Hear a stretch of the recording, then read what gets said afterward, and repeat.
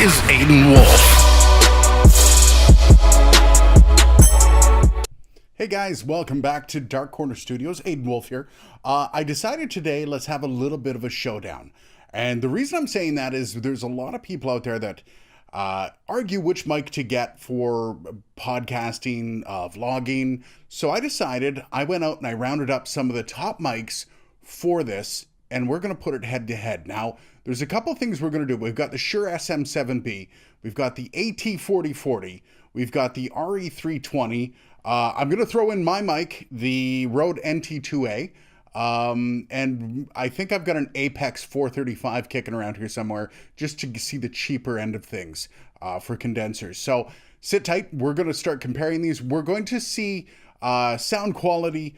We're also going to be looking at things like noise floor and stuff like that. So should be fun and very informative. So if you're thinking about picking up one of those mics that I just listed, you're going to want to watch this. Let's see what we can do, okay?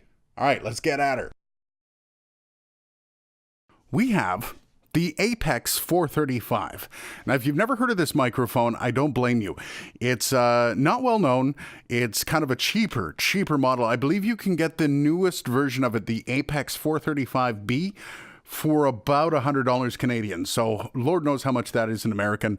The great thing about this is the older model. So how it compares to the new 435B, I'm not exactly sure. But I have seen these things selling for anywhere between $75 and $200. So being a condenser mic, it's going to be a little sensitive to all the sounds around you. Of course, as I said, with every condenser mic, there is that issue. So you have to make sure you're in a tight room if you're going to be recording with them. Especially if you're doing a podcast and you've got more than one person in the room. Generally, condensers aren't your best option. However,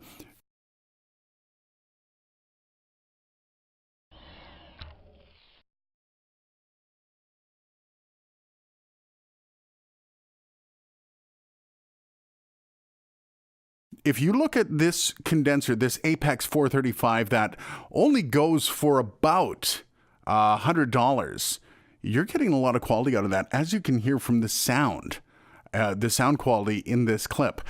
Now let's take a look at the noise floor. This is usually what gets these mics. Everybody quiet on set. Okay, so the noise floor is there.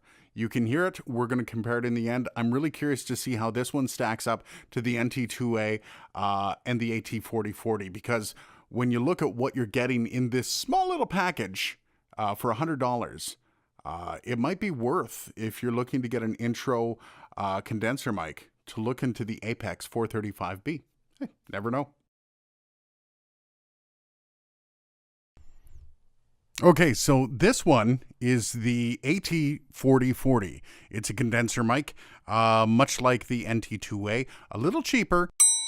It's going to have a lot more of the condenser style traits instead of the SM7B, meaning it's going to be very, very sensitive. Now, how sensitive, you ask? When we're looking at doing the sound floor, every little move I make is actually going to show up on the sound floor. Now, let's do that sound floor and let's see what happens.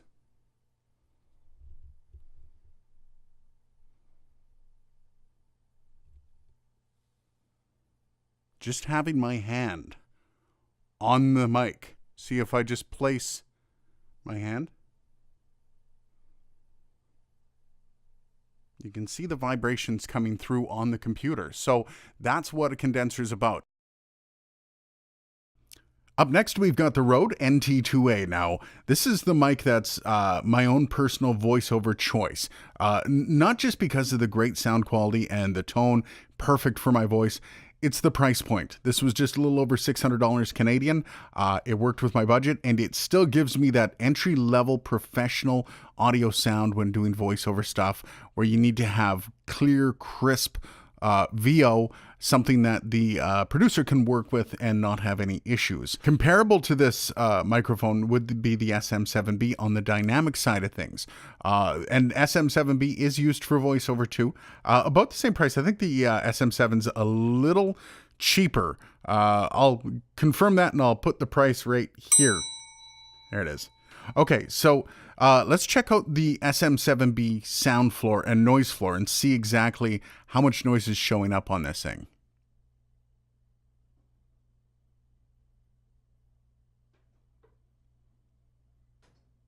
Okay, so there's quite a bit of noise there. And now I would just want to point out that other than a few of the creaks in the house, the only thing that's going right now is my computer, which is about a meter away, and it's pretty quiet. This microphone is picking everything up, which is why these mics generally tend to be better in a very dry atmosphere with very little room noise or ambiance. Let's move on to the dynamic mics. This is the RE320. It's an electro voice model. Somewhere between $200 and $300. It's an economy mic, but it's still a professional model. A lot of broadcasters use this microphone, and a lot of guys stand by it, me included, because it's just such a versatile mic, and you can do so much with it. And the price is right. It's a very simple setup. Okay, you don't need a shock mount on it. It's because it's not a condenser, it's not going to be as sensitive as a condenser, so you can actually have a lot more going on around you without it picking up the extraneous noise. Now let's take a look at the sound floor.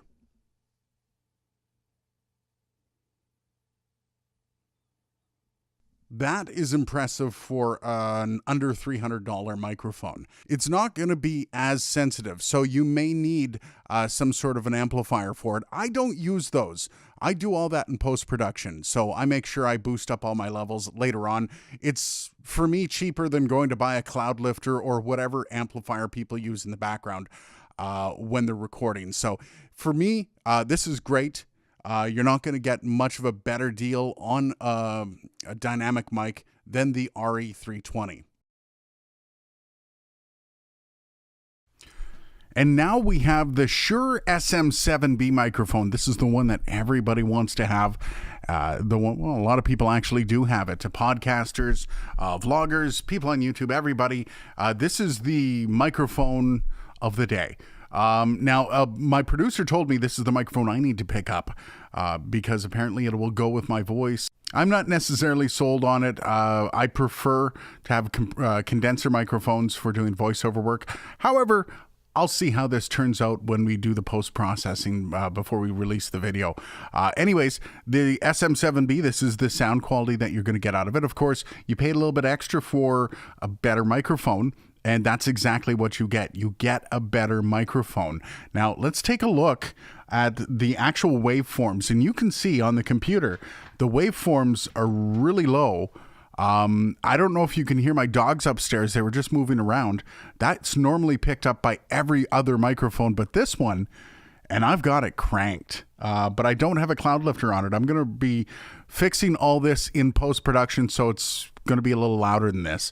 But you can see how low it is and how much you actually need that boost. But let's take a look at the room noise. Let's see how much room noise we have on this.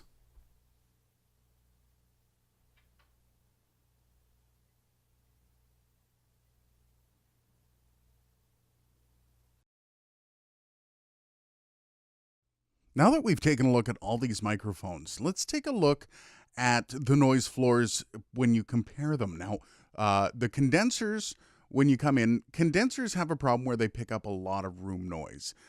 So it can be hard to see the sound floor on them. But if we take a look right here, now what you're going to notice is the difference between the Apex 435 and the AT4040. There's not much. Now, to be fair with the AT4040, I did have my hand on the shock mount, which can actually interfere with some of the noise that's showing up here in the spectrograph.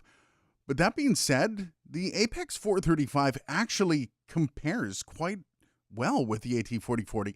Now, the AT4040 is upwards of $400. So to actually see a microphone going for about $100 that will compare with it, that should be eye-opening. Now, if you're planning on getting a condenser microphone for doing podcasts, or they do have great sound quality, you don't have to worry about boosting the signal because they come through loud and clear, and they pick up nuances of your voice that you might not get with a dynamic. it might be worthwhile looking at the Apex 435. And of course, on the pro end of this with the NT2A, you'll notice the sound floor is quite a bit smaller, despite the fact that it's picking up pretty much everything in the room, computer included. This NT2A, you get what you pay for. It's $600 Canadian, and you get $600 worth. And the more expensive the mic, the better the sound quality and the better the noise floor is going to be. Okay? So my recommendation from this, if you're running a podcast and you need a condenser mic, I would go out and get the Apex 435B.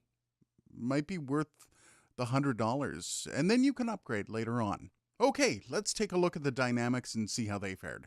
Now, this is one of the most interesting tests I've done. Is if you look at the SM7B, yes, there is quite a bit less noise floor to it. However, if you were to compare them side to side with the condenser mics, obviously they're both performing incredibly well. Now, part of that has to do with the fact that they both really don't pick up a lot of sound in the room, meaning this noise floor that you're seeing here is pretty much the noise floor of my whole audio setup.